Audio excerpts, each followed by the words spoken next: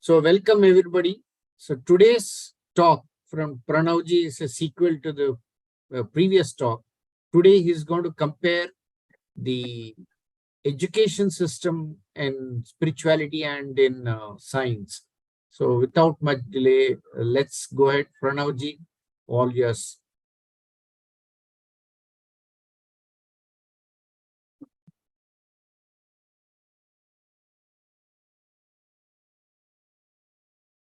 Okay. So I'll start. Yes, go ahead. Yeah. Okay. So today's talk is on the education system that we have right now. So what I want to talk about in this in today's talk is not it's mostly on what we can do better.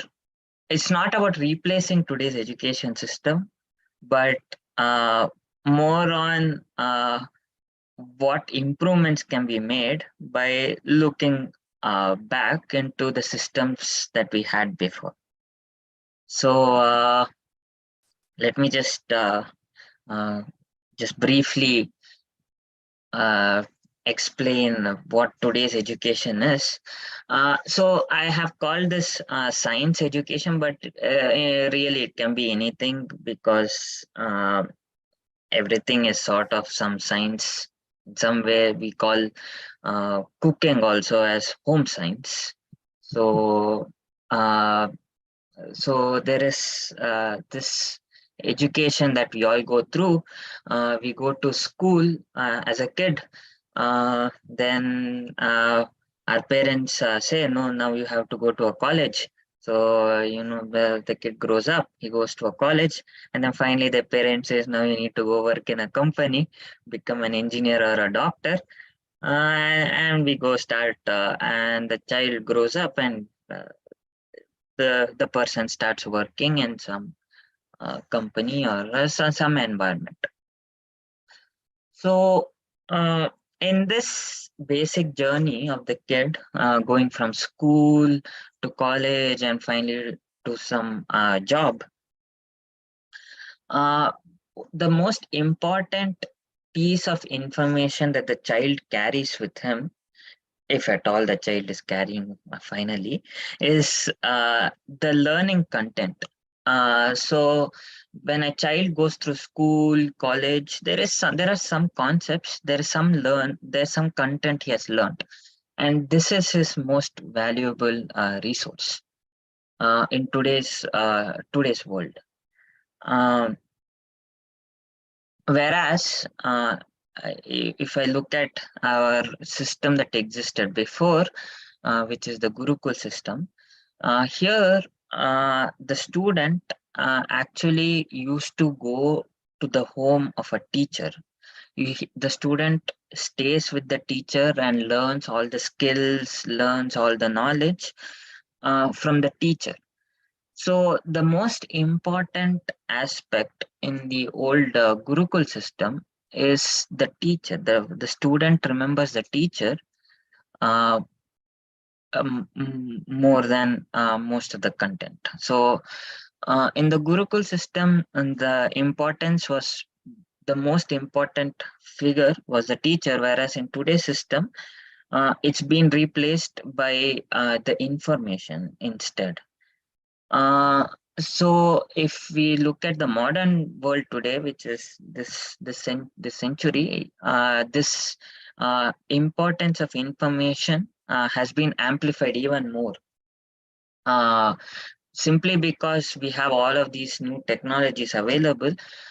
We have mobile phones, laptops, iPads, and so on, such that all information is just available in a blink of an eye. You just click, you just go to Google, you just search for something, and all the information is just there waiting for you to understand. So this idea of importance of information rather than the person delivering the information, has been amplified to such an extent today that you get all of these information. There's like that we are just bombarded with information nowadays through all of these different uh, mediums of communication. So there are obviously some gains to this. You just uh, the information is already readily available there, and all you have to do is just one click. There are some advantages. There are some huge advantages actually, because everything is just there now. It's comfortable. You don't have to seek another person. You don't have to go there and things like that. But there are some blatant disadvantages also to this system. And this is what I call as length versus breadth in thinking. And I'll explain briefly what I mean by this. Say, suppose you want somebody told you about Newton's first law. Now you want to know more about it. So what is the first thing you do? You go to Wikipedia and you search Newton's first law, and then it throws you a bunch of information at you. It says body remains at rest or in motion, blah blah blah blah blah.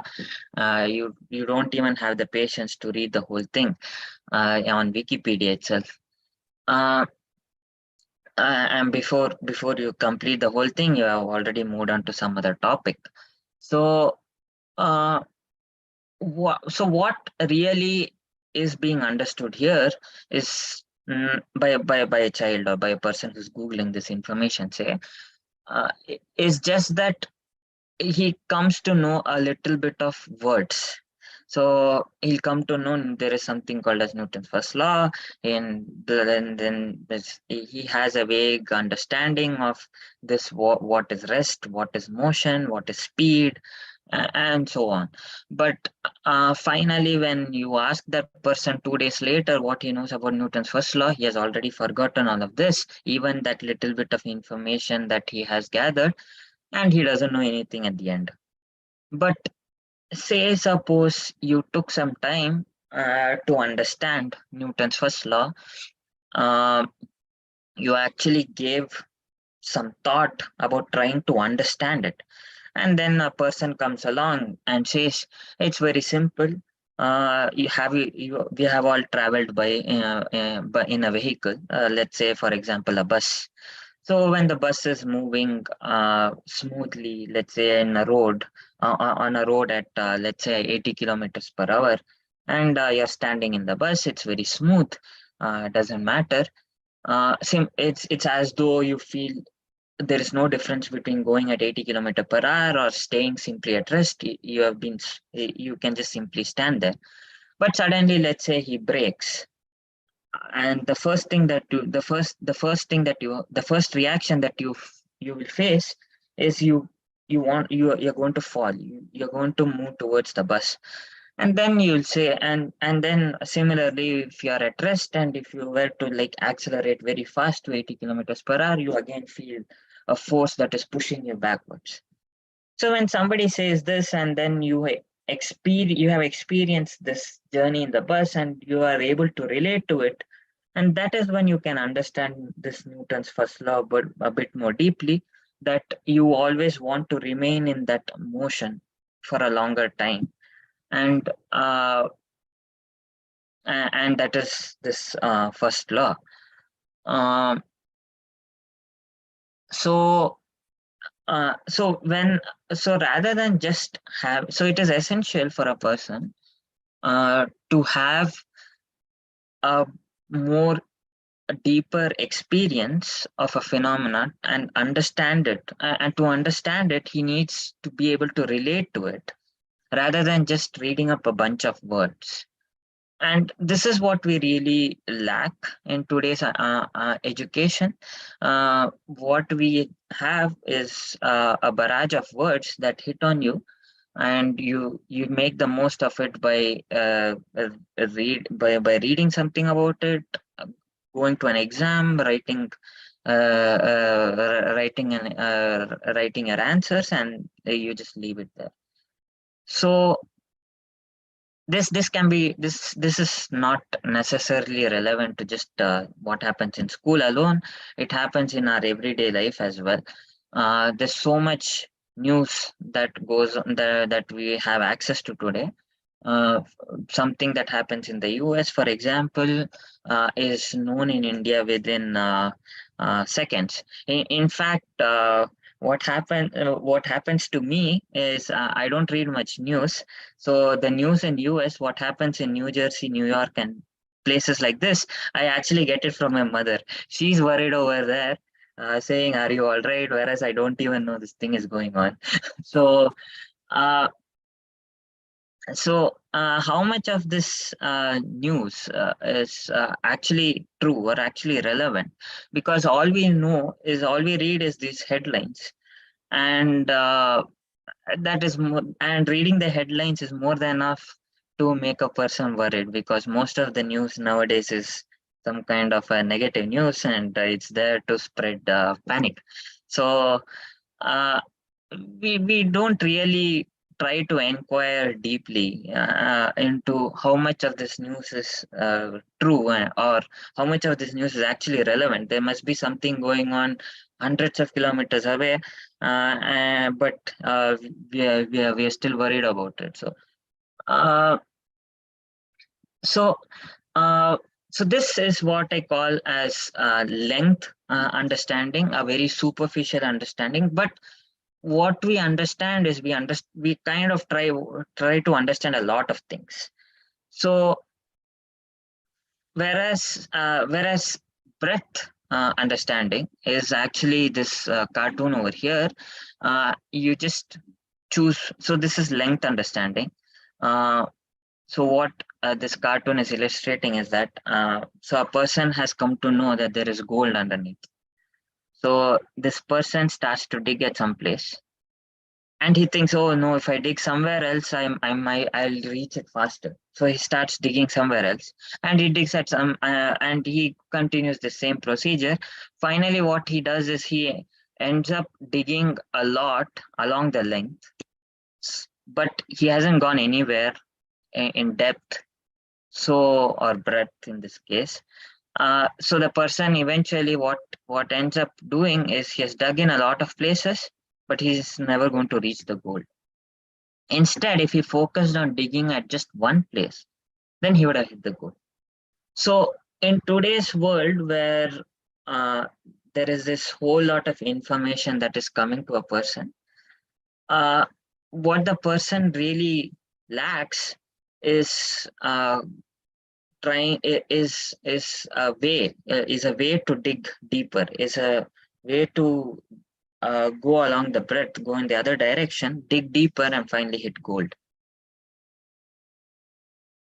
So let me just give you a simple example of what could possibly happen in the Gurukul system versus what will possibly happen if the same context was applied to today's system. So over here, there's this teacher. So the student, the student has so in the Gurukul system, as we know, it existed before. So hopefully at that time there were no mobile phones and things to distract the student. So the only information that the student gets is actually from the teacher. So the student has full faith in the teacher and his teachings. So whatever the teacher says, the student is ready to accept and try to understand. So uh, so when the teacher says contemplate on who you are, the student says yes master, and he tries to do that in some way. Whereas if in today's world somebody said contemplate on who you are, the first thing we do is we do a quick search on Wikipedia. We take out our phone, do a quick search, and then instantly there are these huge number of things that pop up. So many terminologies, self-inquiry, enlightenment, no desire, so on, so on, so on. And all of this is some huge new information. And finally we say, okay, this all of this doesn't make sense to me. They're useless, and you just give up. So what we need in our education. So if you think about it, the reason why we are able to dig along the length, which is to say we keep digging everywhere, is because we actually want to get to that gold, and we want to get to that gold faster. But the problem with that person in is not in digging, because he's also giving as much effort as the guy who's digging deep. He's digging, but he's digging everywhere. Every time he wants to dig, he's going to dig a new pit. Every time he wants to know something, he just takes out his phone and tries to understand something. So it's not that the person doesn't want to know. It's just that the person is not is not ready to have the patience. He's not ready to uh, respect the concept, uh, and give more thought to it. Uh, so essentially, we are persistent in wanting. We need, now that there is so much more things available, our want has only increased.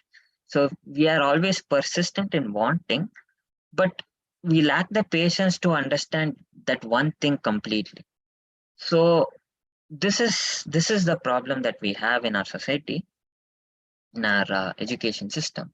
So if you think about it, the real misfortune for man is a lack of understanding of things.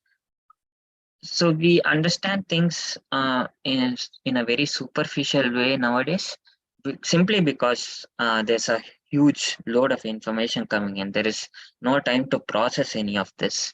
Uh, before uh, just as you read one news, another news pops up, another notification pops up. You're going through WhatsApp messages. You read one message, and before you finish that message, there's a ton of messages coming from other groups itself, and you want to go read those. So truly, in a sense, you're not giving time for any of these things to understand, to be understood well.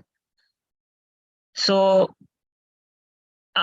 we have heard this saying, empty vessels make more noise. I want to correct it slightly in today's context. I am going to name it half-filled vessels make more noise, because empty vessels don't know anything to make noise.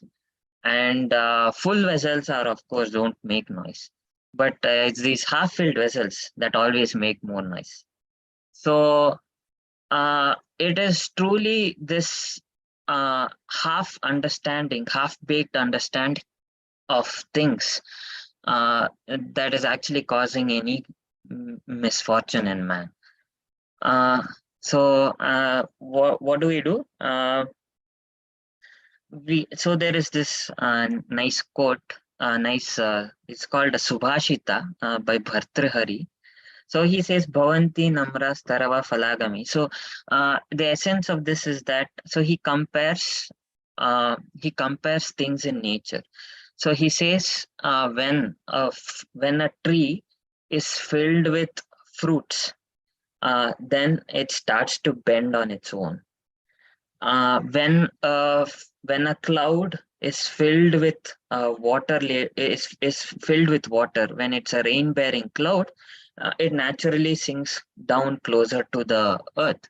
So what he means is that when a person, essentially what I want to bring out in this context is that when a person is filled with knowledge, he becomes more humble, more respectful, and he is a man of great understanding. So there is a need for man to actually understand things deeply. So now, how do we bring this out in our present day system? So in our in our science education today, like I said before, there is not a lack of wanting to understand, because a person is ready to dig. He knows that there is gold somewhere. We just have to give him a sense of direction. So So I call this a sense of direction as humbled rebellion, and I'm going to call this as the way of science, the way of giving this person a direction in today's world is through this humbled rebellion. So a person has to be rebellious in the sense that a person has to keep this flame of wanting to know. Uh, if at any point he stops digging, he'll never get gold. So he has to keep that flame alive, which is he has to have a deep desire to know things. The humbled part, what it says is it keeps this flame alive. So if only when a person accepts that he doesn't know something, that is when he can try to understand something. If a person says, oh, I already know this, and that is what is happening in today's world. Whenever you scroll things around, you read something, you say you read about Newton's law, you read something and you have understood it in a half cooked way, but you think you know everything, you have already understood it, you think you know everything, and then you stop it and you go on to the next piece of news. So that so the fire that is there to know is actually driven by this concept of I don't know. Only if you know that you don't know, that is when you have there that is when you open up uh, this possibility of knowing things. So only when you have this I don't know part coming up, that is the only time when you actually can learn something. So I just want to give you a quick example. Let's go to this cooking problem again. So a person one day uh, wants to cook something. So he takes some dal and some vegetables, boils it, and makes food. And he finds out that it doesn't taste so much, so good. So if a person said, if that is all I can do, let me just go with it, he would just stop there. But if he asks a bit more, if he says, can this taste better? Then he'll add some salt to it. And he already realizes this is much better. Then he might put some time. If he instead even keeps asking some more, and if he says, okay, maybe it needs, okay, it's got salt now, maybe I need a, a bit of some other taste, and then he adds some tamarind paste to it, he makes it tangy, and then and then he makes it even better. And then this goes on and he says, okay, can I better this again? He finds this spice mixture, and this is how he makes this dish, this sambar, uh, more and more tastier. So this should be the attitude that we need to inculcate in a child, simply because the child is when the child is already like 3 years old or something, it's having a phone in his hand, and the child already knows more about the phone than you. uh, all we need to give this child is a sense of direction. uh, uh, it needs to it needs to understand that a sambar is not just vegetables and dal, but you also need these extra ingredients, and for to make it tastier, and to make it tastier you need to dig deeper and try to understand more. So what exactly can we do? uh, we need to if we need to let the child explore on its own. Of course, today information is available at the click of a hand, but when the child thinks about problems on its own and tries to get solution on its own, it gives a more intimate understanding. It gives a more intimate experience for the child, just like how so the difference is all in the example that I gave before, where the child is trying to learn Newton's law. One way is to just read it on Wikipedia, but the other way is to actually experience it. So you need to let the child experience things on its own. You need to let the child explore on its own rather than give information that is readily available. So you need to let the child ask questions. You need to let the child make mistakes, and you need to let the child conclude on its own. And and what it really brings forth in the child is this thing of humbled rebellion that I was talking about. What it makes is, it makes the child to question stuff, but not only that, it also instills in the child the process of understanding. It instills in the child that it needs to persevere in order to understand, and it gives the child the respect for the information, which we were truly lacking before. When we start respecting the information, that is when the child is able to understand more and ask more and keep understanding more. So finally, I just want to so I saw this quote a few days back in Sadhguru teachings, and I found it relevant for today's topic.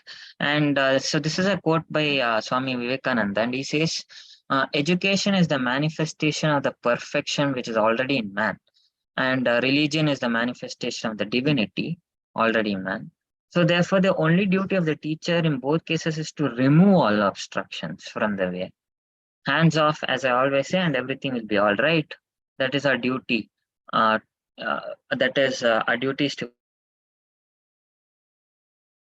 clear the way, the Lord the rest. So truly in this case, it's very apt, because because the purpose of this education for a child is to not barrage it with a huge number of information, but rather than that, it needs to understand the way that information is being processed. It needs to respect that information. As far as the child is able to respect that information, the child is able to understand more and more deeply. So I like to compare this peak of humbled rebellion. So this peak of humbled rebellion is nothing but an intense desire to know things. So now in Vedanta, we have this topic of mumukshutva. So they say mumukshutva is the mother of all desires. So a person will start off with wanting something, and eventually the fire burns so hard that all he wants to know that there is an intense so finally the person throws away everything, and there's only an intense desire there's an intense desire for the person to know who he is. So this concept is there in Vedanta called mumukshutva. Now I feel this humbled rebellion that I was mentioning, where a person wants to know, but he's also respectful. So he's rebellious, but he's also humble, in the sense that he wants to know. So with all his might, he will ask questions. He has a want to know, but at the same time, his mind is also completely open. Simply because that desire to know has brought in all the possibilities of knowing. So this intense desire to know, which is the peak of this humbled rebellion, is kind of akin to mumukshutva, and this is what we should truly bring out in today's education system, where information is just one click away. Thank you.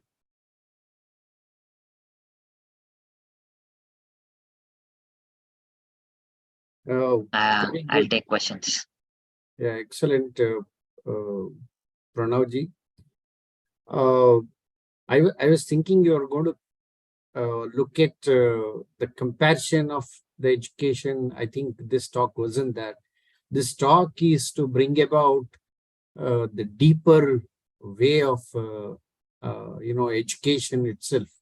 What drives education and how it should be sustained. It's very good. In fact, in the beginning, when I saw your cartoon in which a child goes to the school, college, and finally to Google or some workplace, I thought the better education is when he gets married, because nothing teaches more than life. That's what my experiences. But anyway, Guruji, your reactions, please. Yeah, wonderful, Pranav. Very, very thought-provoking talk on education. Okay, to start with, you try to compare, look at Gurukula system and modern education. Yes. Gurukula system is more of a transformative education system where a deeper transformation happens in the character, values, and outlook towards life. Whereas the modern education today, what we have is more of a skill-based education, not a transformation. The person may be still rotten inside. Right? So in a transformative education, it becomes very important that who is the role model, Guru, becomes a very important role model. Whereas a skill-based education system is more of a information, how to apply the information becomes important. Yes. Right? So probably they are, in a sense, slightly different domains, perspectives, education system. So now even in the modern education system itself is undergoing a lot of changes. So what you call a so-called mass education system, where you have to educate in a college, to a tuition-based education system, which is more personalized education system. It's becoming a more individualized education system, where somebody will take iPad, they will post some challenges, questions, and it'll be more of a problem-solving approach is coming in an iPad. It's not information, but more of a problem-solving approach. It's more of a graphics and images and cartoons will come up, trying to challenge and provoke the child. Okay. Right? Is that the direction which you are saying is the appropriate direction? Because anyway, it's going to more and more iPad-based and Siri and Google-based education. Yes. So it's more of a problem-solving approach rather than information approach we have to adopt. Is that what you are trying to suggest? No, what I'm saying is the child has to turn off the iPad. Okay. Then how? Then where will you get who is there? There's teachers are not there. Parents are busy. Yeah. So obviously you'll get some information. I'm not saying there is no information. So let's say the child learns something. Let's say. So the thing is, nowadays what is happening is, before the child understands something, and then he moves on to the next thing without giving some thought to it. What I'm saying is, in olden days, there's not so much information coming up. Correct. So people had a lot of free time. So they could just sit. So they could just sit for some time. Just sitting and just being there for some time, just sitting there for some time is what is not there today. Correct. Because every second we have a phone in our hand, we're just scrolling through information. Correct. So as long as a child learns to sit for some time without having this barrage of information bombarded onto his head, that is more than enough. That is the first start. Who will bell the cat? Who will build a cat? Well, that's why I said, that's why I directed this towards kids, because because you have to bring this up from a small age. It's not easy to bell an adult. It's easy to bell a child. So a parent has to do this, I guess, or a teacher. Uh, when Attention span of human beings is a few minutes. Attention span of parents is few minutes. Attention span of teachers is few minutes. who is going to give attention to child? If he's sitting idle, the parents will feel that okay, he's wasting his time. Right.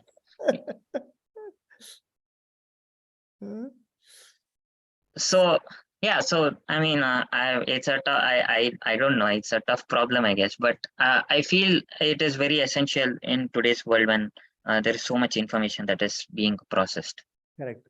Absolutely true. That information digestion takes other. Its indigestion is happening. Yes. Yes. Exactly. Exactly. I'm not clear who will correct the system where. I haven't given so much thought, Guruji. I think, I mean, the way it may progress is that a more and more artificial intelligence-based system will come up, which will make the child hopefully provoke, challenge, and give time to think. Parents, I am sure in the present day world, parents don't have the ability, neither they have attention span to handle this. I see. So I think, I don't know, artificial intelligence hope or a hopeless situation, I don't know. So basically, education has to move from information based to problem based or project based and more inquiry based. Yes. So the final thing is the child must know how to inquire things. Yeah. So if you can only inquire only if you have understood something, because initially you'll have to, and initially it can't be like, yeah, I want to, if I say I want to inquire, nothing will happen. You need some topic to start inquiring. You need to have understood something in order to start inquiring again. It's like if I just start inquiring, when somebody says, okay, for me the best example is many people say you have to inquire who am I. Ramana Maharshi said you have to inquire who am I. But if I just say who am I, then there is no use, because I have to understand. So even when you say who am I need to understand who deeply. I need to understand am deeply, and I need to understand I deeply. And then I need to inquire who am I. Correct. But without understanding any of these three words, if I just keep inquiring, I don't even know what I'm inquiring, by the way. To be mechanical. Yeah. So we need to take a step back, and whatever small thing we do, we need to understand that small thing. And that understanding needs time, because we need to process that information, and that processing time is becoming smaller and smaller and smaller in today's world. But human brains haven't improved to such an extent that you are able to process at that speed. Human brains are improved to find a solution. Actually, one of the college teachers told that they give assignments to students. Suddenly, students normally students will not submit the assignments on time. They will ask for more time. So suddenly students started submitting all assignments ahead of schedule.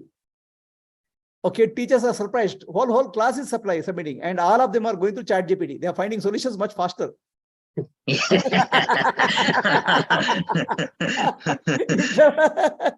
Instead of finding the problem, they are finding the solution. Right. So the more tools you have, it is easier to grab something and go ahead. No, Yes.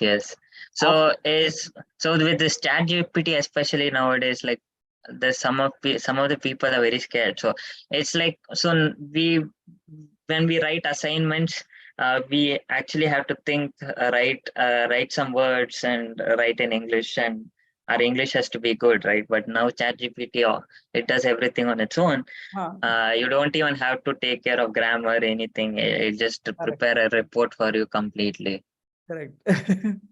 So basically, see, now it's after calculators came, I stopped doing mental calculations at all. Yes. Right. So progressively, we are depriving our mental faculties of human beings.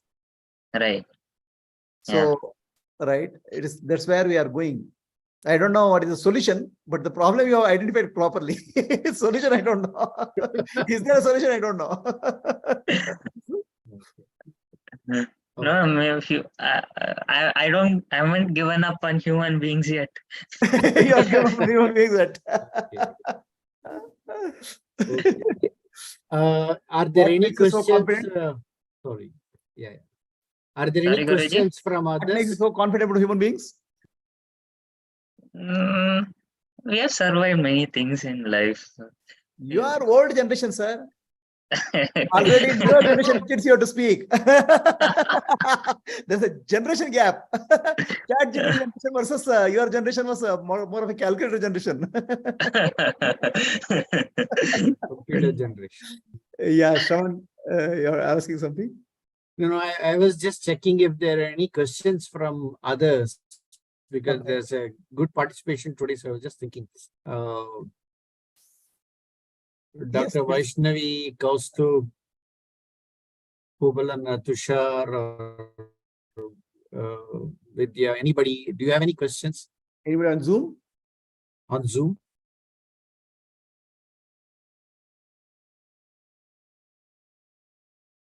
It's muted. Yeah, unmute. Can you unmute?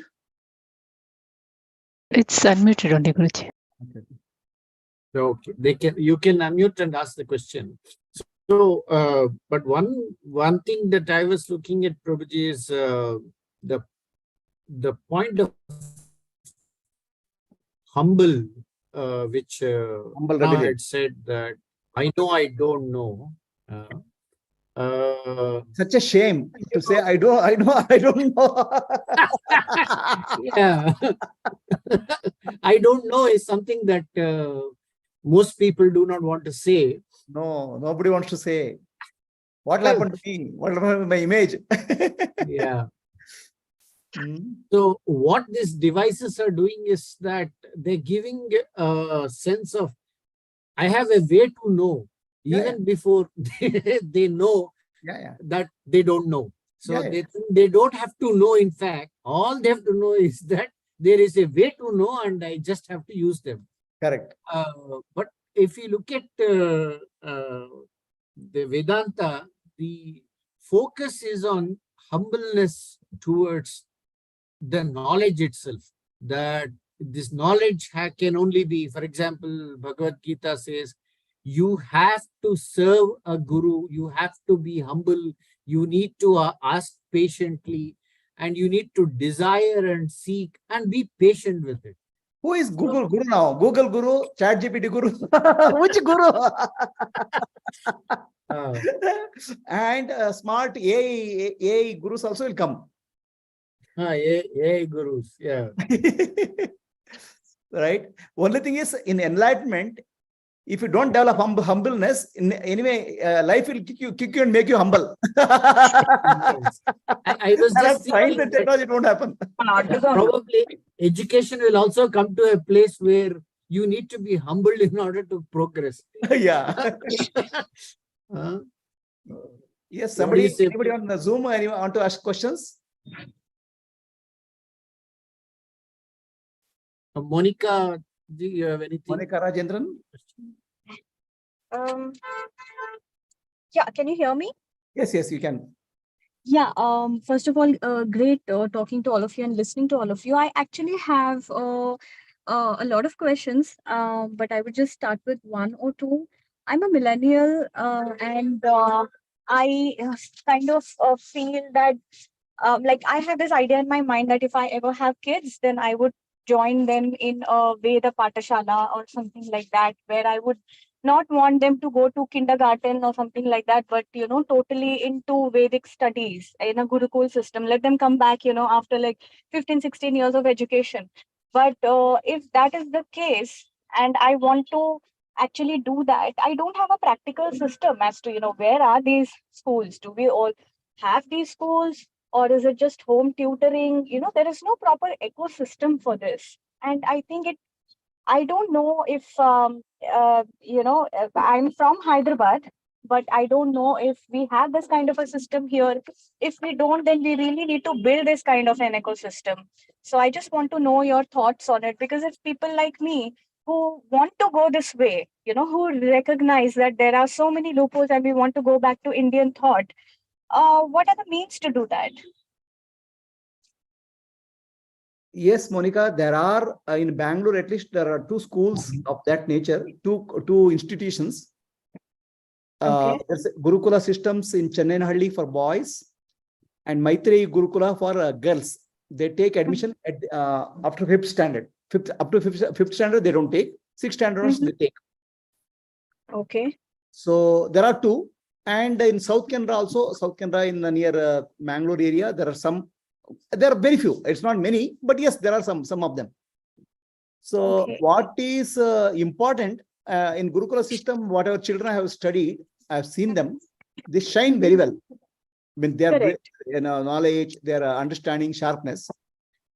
But also what happens is that in the Gurukula system, combined with modern education is also required, because ultimately the child has to survive in the modern world. Correct. So if the question is there other Gurukulas? Yes, in Karnataka, at least two I know, or 2 to 3 I know. Right. Don't you think that it's like really too less to, kind of take this kind of a system forward? Because we have modern education, which is totally inspired by Western thought since the British have invaded us. But we don't really have, I think it's like high time that, there is some work done on the policy level for this. Some groundwork that is done, because for people like me, there are many people who are right now, just getting awakened, but Yeah. there is no channels. Like, see, I started randomly reading the Vedas, or I attend these kind of lectures and stuff like that, which is where I got my spiritual education from. And beyond the point, though, I don't even understand anything. It is complex for someone from the modern backdrop to understand this stuff. And it is very hard. I actually commented on the YouTube chat, but it's really hard to convince parents to get their kids into this. No, true. What you are saying is true, Monica. See, the thing is, basically, we need a hybrid system where modern education or ancient education together combined. Right now, I don't think it is there. And right now, I don't think whether government or policymakers have any thoughts to that. So in the absence of anything, in our Lightofself Foundation, we have created a sort of hybrid system where they learn their what you call as modern education in their schools, and they have a sort of cultural and spiritual education which they learn through games and other things through offline. Right. So many children who participate, they get cultural and spiritual inputs offline, not from the schools, but more in terms of games, competitions like that. Correct. Okay. That sounds interesting. I would say the coming from background of modern education, understanding spiritual education, right. Right now, there is not much of choice available to parents. Okay. So what we have tried to evolve is a system of hybrid education where children go to the schools, but they learn offline culture and spiritual inputs, not at the depth of Gurukula, but at least they don't become useless citizens. Right. They get at least rich. At least they get exposure to our culture and spirituality. I don't say we'll make them experts, but at least they'll get exposure. Can I comment? Yeah, go ahead. Yeah, please. I would like to mute because I'm outside. Yeah. Pranav, yes. Sure. I want to give one example. So I want to give my example. So I don't, maybe I am a millennial. I was born in 1996, so I think you can figure out if I'm a millennial or not. But so for me, so I have been through this education system. So I went to my school, college, and now I'm doing my PhD. PhD in physics. So it's been this modern education system throughout. But right from my childhood, even though I went to these schools and I was getting only this modern education, my father was a very, let's say, a religious person. So, all the time while I was at my home, I used to be exposed to all of our culture. Right from my childhood, when I was small, he used to tell me all the stories. Every night I wanted a story. So he used to tell me all the stories in Purana and so on. And then later on, later on, after some time, he made me chant Bhagavad Gita shlokas, even though I didn't know for what reason. But then slowly later on, I wanted I wanted to know why he is doing these things. So I wanted to know why you wanted to read Bhagavad Gita. So I was looking for, looking for meaning and meaning of the shlokas and so on. And then finally, my father, so Guruji was actually my father's boss. So, so he knew Guruji, and then later on, I met Guruji. So, so while I was having this modern education, right, I'll say in parallel, even though I didn't know, I was having this traditional education as well, in parallel. So I'll say while modern education is it is needed to be relevant in this world. If you miss out on that, because everybody is following that modern education, so you need to have that education to be relevant. But as a parent, you can do a very nice job of educating your kids in what was in what is in the other important aspect of our traditional education as well. So that is my two thoughts. So yeah. So yes, Pranav, I agree with that. But the challenge here is not many parents themselves actually don't have the adequate inputs. Right. Okay, and parenting is a big challenge today in the modern day world, where both parents are working in the office, and office work goes in the home late night also. So in the sense, a system of education is required. That is, parents teaching is more of an individual. It's like initiative. It's like Right. a individual initiative. Right. But society is very large. Right. Many children, many people. You require a system by which we can give the inputs. Right. Okay, I would say the system is a modern education. Let them get into school. A offline education where they learn through games, challenges, and more of competitions in an offline system. Maybe at least a hybrid system which will serve in the intermediate period. Yes. Yes, Monica.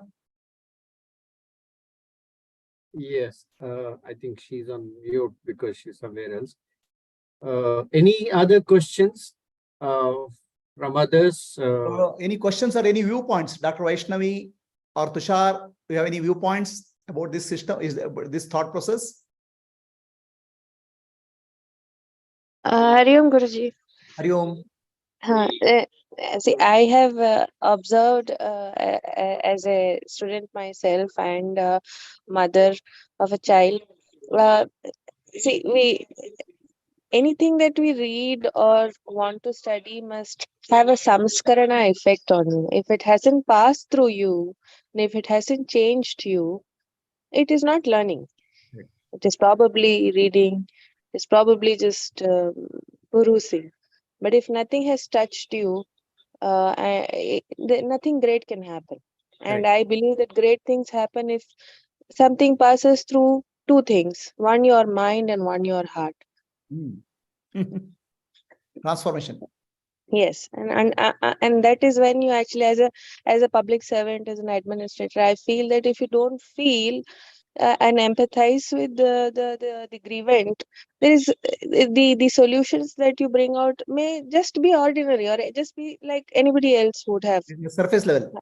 Yes, manage the situation. But when you feel for it yourself and when you understand the person or the situation truly, it is only then you know everything culminates into the perfect solution. Even God helps, situations help, people help, and I think everything in the whole and universe will just come together to give you what you want, and in ways you cannot even imagine. And that is true with learning also, I think. Unless you, and in Viveka Chudamani, I think Shankaracharya even remarks that if a student wants to learn something so badly, that the guru will come finding him. Yeah. So it is That's this power perfectly of true, learning. Dr. Vaishnavi. Yes, sir. The situation today is the early childhood grooming, like before the age of, let's say, 10 to 12. Yes. Very important formative years. Of course, yes, sir. Yes, sir. What is being built is as a core of the child, right? Yes. At this point of time, we are actually seeing that core is not built properly. The core is built loosely, more for memory rather than understanding, inquiry. And we are creating more and more superficial kids. And with the modern day technology added, it's becoming more and more complex. Yes, sir. And I read recently why Elon Musk is a legend in our His time. mother. Galileo in those times. Yeah. So he says that if I were to learn to make bread, I would have few things on my table: water, flour, yeast, eggs, whatever.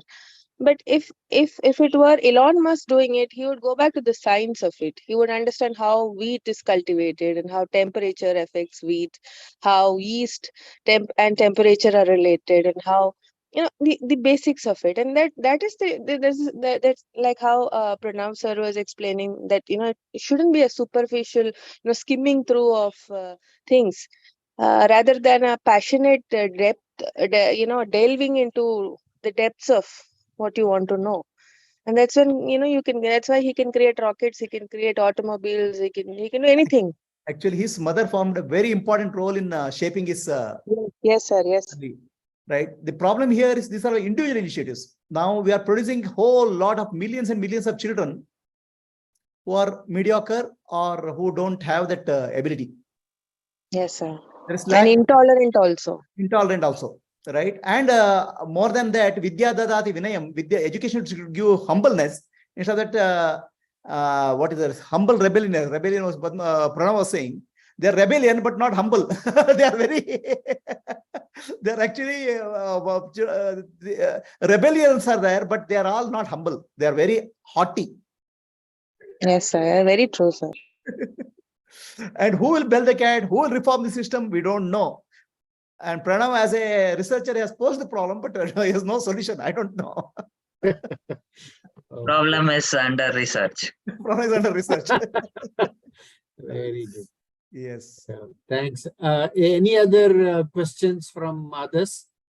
Yeah, very nice, Pranav. Thank you.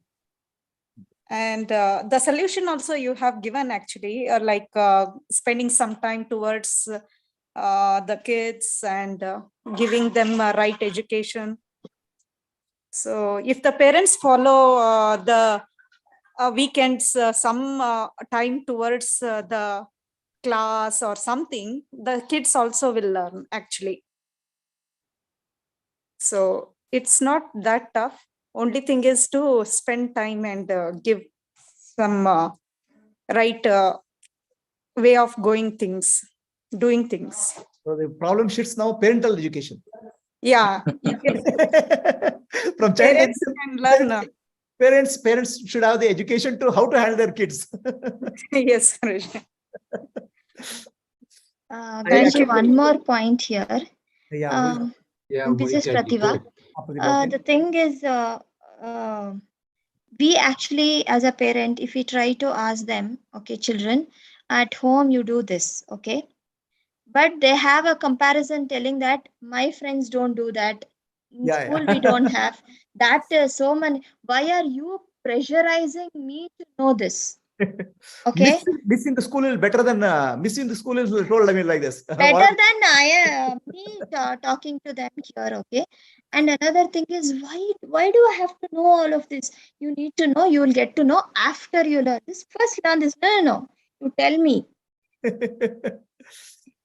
And they'll say, I don't have time. I leave school from home 7 o'clock if they leave, come back at around 4:30, 4 o'clock. And they want to rest, at least 1 hour. Then they have much more other things to do. Play, and then school work, homework, there's so many other things. And they say, I don't have time for all of this. Just leave me. Now, what should we do, Guruji? Pranav will answer. In addition, I'll tell you one more problem. Okay, child is coming at home at 4:30. Okay, mother is coming at home at 7 o'clock, and she has office email and finish 9 o'clock. So they don't talk. The problem is not there. Problem is not there. If the mother and child have some overlapping time, there is no problem. There is no problem at all. Big challenge of modern day time, right? Yeah. I mean, no, it has to be taught in school only, whatever it is. Has to be a system. In a way. It cannot be hybrid system, as you said. A hybrid system is required for the education. That's what my conviction. Okay. Both should be there together. And formal education in the school and informal education about spirituality and culture, more as interesting challenges, problems, projects, and competitions. This is what I see as at least some workable solution. Yes. There was a Monica ji, you wanted to say something. You raised the hand. Can you go ahead? Yes, sir. So I agree with a lot of points which everybody has said. And I think there will be a holistic solution to this we need to take out, because there are multiple problems. Like someone said that, the children question the parents as to why should we do it. So I think firstly we need to know the answers. If we can't convince our own kids as to why should we do this, they are not going to listen to us. Okay, because also see, when they go out, they come from a very so-called rational generation where, at least when it comes to spirituality and religion, they will say "Kyun, kya." They come from that kind of a mindset. So we need to be guarded. We need to be ready with our own answers. If we can't answer them, then it kind of goes wrong there. That's one thing. And secondly, I think that this issue kind of needs to be addressed on, like what Guruji said. I really like that point. Your core system is not built. What will you do with the education, material education that's been given outside? So when that core education needs to be built, I feel that there must be something like an inclusive course or something like that, where 5 years after, till the age of 10 or 11, the children must do this compulsory, and that the government has to play a role there. Government will not do it because we are secular country. That's nonsense. I think that's absolute. I'm sorry to use the word. That's what is today's reality. Tomorrow it may happen. Yeah. Okay. Yes. So today, see, for Monica, for your information. Yes. When Karnataka got, India got independence, 1947. Karnataka had about 75,000 Gurukulas. Each is small, and all spread over Karnataka, all roughly. That's what I heard. Today, hardly 1 or 2, because government discouraged it. Correct. Okay. So actually, I'll tell you, the will from the government is very weak. Today's political situation. The will has to come from us. We are the concerned. We are the parents. We are looking at the society, and it has to come from initiative from us. Look from the government is a very far-fetched idea in the today's circumstance. That goes back to your first question. How do you first train the parents? How do you educate the parents? So this is like which came first, the chicken or the egg? Yeah.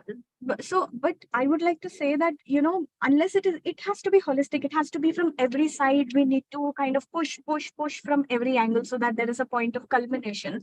I think the first, 2-3 generations will suffer to kind of get adjusted, but, later on it will push through. But as I see that, every state we have now, the government, the state controls the temples. If those funds are actually used to develop a certain, system where, your 5 years of your young age should go into Indian education. It's very important. But then I mean, we could come up with ideas like that and, start pushing from the policy level. That would be, because why should the state control our temples? If you're a secular country, then you must also be, either you let go of your entire control, or you try to take up the madrasas and the mosques and take up the waqf boards, all of that. You can't just target the Hindu temples, and we can actually target the funds that go through there. You release your control over state, over the temples and the funds, and build an education system. So I have something in mind. I don't know how it's practical or not. I don't know, but out of interest, your 5 years should be of Indian spiritual education, and then your next next 2 years after your 12th or 10th probably must be your compulsory UPSC education for 2 years and 3 more years of military education. I kind of see that as the real education, because then there's no point. I mean, let me just switch my video on. I think, yeah, your point is taken, but this is it'll go into political issues today. But anyway, that's a good point. Yeah, but see, I'm saying that social change cannot come into fruition without a political change. What do politicians do? They take the social renaissance and they make politics out of it. That's how it works. The British, they took our caste system, and it is after 100 years, it's still going on. So if we don't push for, these kind of things, then I think from every angle, it should be intrinsic as well as extrinsic. If, if we say कि यार हम घर पे ही पढ़ा लेंगे, then वो घर की बात घर में ही रह जाएगी. And our children will stop feeling relevant outside. They'll be mocked at. They'll be like, because somewhere it is, if everybody accepts it, you also tend to accept it. It's herd mentality. So I don't know if you, there are a lot of discussions of Prabhuji on this topic and his idea of Ghar Ghar Gurukul. It's there in the life of, yeah. So I think you may have to look at that. I mean, this is an aspect that Prabhuji has been working on for a long time. And in fact, the I Lead circle, which I Lead is if you look in Google, there's a lot of initiative taken by Light of Self Foundation for, doing exactly what Prabhuji was talking about before. Okay. So thanks, Monica ji. I just want to check if anybody else has any more questions, because we are running out of time. Tushar, you want to say something? Pobalan, Ashwini? Anybody else? Namaskara, Guruji. Who is speaking? Tushar? No, I think someone else started speaking, so I will let her finish first. Okay. Yes, Pobalan. It's Ashwini, Guruji. Ashwini, So same as Pratibha Guruji. Now at school, children already are spending a lot of time at school, and then they have other, once they come home, they have a lot of homework, projects, etc. from school. And so after that, if we have to go for spiritual education, there is always a time crunch for the children. We can't really, definitely. how to fit it into that time is a challenge now. Correct, So correct. Their that children's is- time is very precious. Parents don't have time. Schools don't have system. We have a challenge to address. That's where we are trying to bring iLead program, squeeze in. Yes, Guruji. Language. Somehow, yeah. All right. And if you don't do it, it is our children generation will be, life will be spoiled. We need something. It's not long-term future. It's now it's required. Yes. Yes, Guruji. Okay. So that's what in whatever small way we can teach them, the Bhagavad No, Gita no, no. classes, We'll something. do it in a However big we are way. doing, that itself has a big impact. Whatever is possible, best possible, we'll do it. Yes. That's all. Yeah, like how Pranav said, how Bhagavad Gita, what he learned then, it has impacted him. So in Yeah. whatever small way we can teach them, in whatever little time they get, or whatever time they spend at home, and whatever we can teach, that itself has a big impact. Let us try to do what is required for our children of this generation. Okay, there is long-term solution is possible, but it's a long fight. Yes, Tushar. Namaskara, Guruji. Very nice talk by Pranav, as usual. Very relevant. Like he has covered almost all the important points which I kind of resonate with. Like the necessity to inculcate the process of thinking instead of just learning or rote learning. And yeah, like parents or institutions like yours are important in giving that parallel thought so that there is a balance. Yeah. Thank you, Tushar. Yeah, thanks. So, Tushar. Vidya, you want to say something? Bhubalan wanted to say something. He was. Yes, No, right. Guruji, it was a very informative. Thanks, Pranav, for this informative and nice talk. And I think that Guruji, as you rightly said, that you already started the ILEAD program. I think in the long term, it will bring the fruits of it, and things you're doing it in your own way, but with a small group, but it will grow up and then build the future generation with a more balanced way of life with the spirituality and with modern technology, which is the AI, which you're also implementing. It's a great work going ahead. I think the future will be bright with the kids that you're in the domain of ILEAD. Okay. Thank you. Vidya, and Vidya, you want to say something, or Kaustubh? Yeah. So it was a very informative talk from my brother.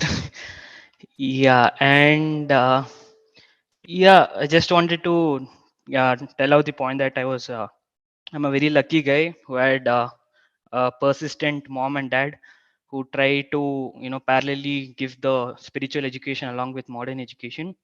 So there's a joke which goes around my home that I studied from 3rd to 8th in Sri Ravi Shankar Vidya Mandir, and 11th and in 9th and 10th in Chinmaya Vidyalaya. So the only place that is left for me to study is Amrita Vidyalaya. So my father was a very persistent fellow who always tried to teach spiritual education along with modern education. Very good. And also coming from a student point of view, there is always a peer pressure from friends who tells why do you study all these things, it is completely unnecessary, it's not relevant in the modern system and modern world. I think even students should be a little bit thick skinned and should have the curiosity and should have the willpower to know what spirituality is, and they should also open up to new ideas rather than just the modern ideas. These are Wonderful, Kaustubh. We are a lucky fellow. yeah.